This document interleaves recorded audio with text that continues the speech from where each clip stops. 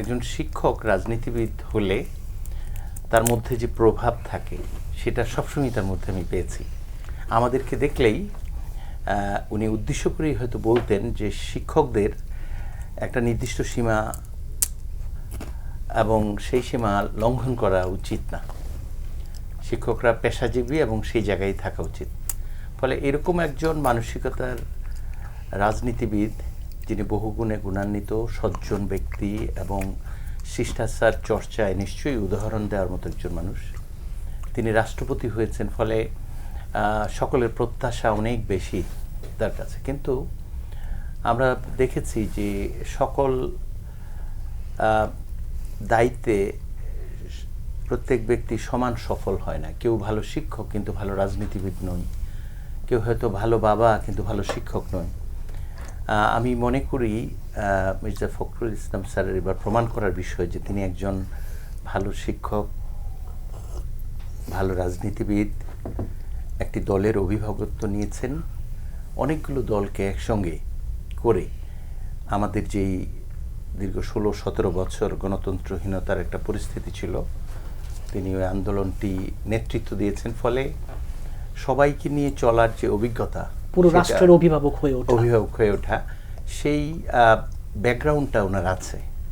কিন্তু ওই ডিউটিটা ডিসেমিনেট করার একটা ব্যাপার আছে। যতক্ষণ না তিনি শুরু করছেন, আগে থেকেই বলাটা আসলে এটা তো সম্ভব নয়। তবে প্রত্যাশা যেটা, সেটা আমরা বলতে পারি।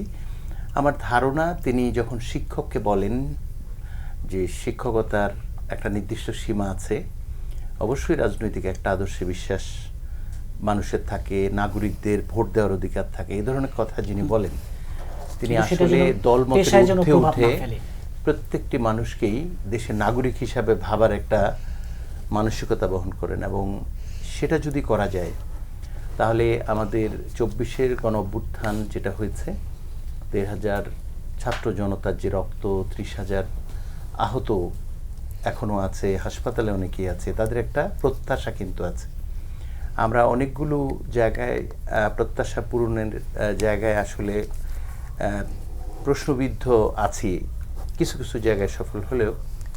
কিন্তু মির্জা ফখরুল ইসলাম আলমগীর এবার মহামান্য রাষ্ট্রপতি, উনি ইলেক্ট। তো আমরা প্রত্যাশা করি তিনি কোনো দলের নয় বা কোনো জেলার নয়, কোনো ধর্ম বর্ণের নয়, তিনি সকলের হয়ে উঠবেন। এবং বাংলাদেশি জাতীয়তাবাদের যেই দর্শন তিনি চর্চা করেন এবং তার দল যেটা করে, সেখানে একটা ইনক্লুসিভ পলিসি আছে, প্রত্যেকেই সমান গুরুত্ব দেওয়া, নাগরিক হিসাবে স্বীকৃতি দেওয়া। এই আদর্শটি তিনি যেহেতু লালন করে আসছেন, ফলে রাষ্ট্রপতি হিসাবে তার চাইতে ভালো আর কে ভূমিকা রাখবে, প্রত্যাশা তো করাই যায়।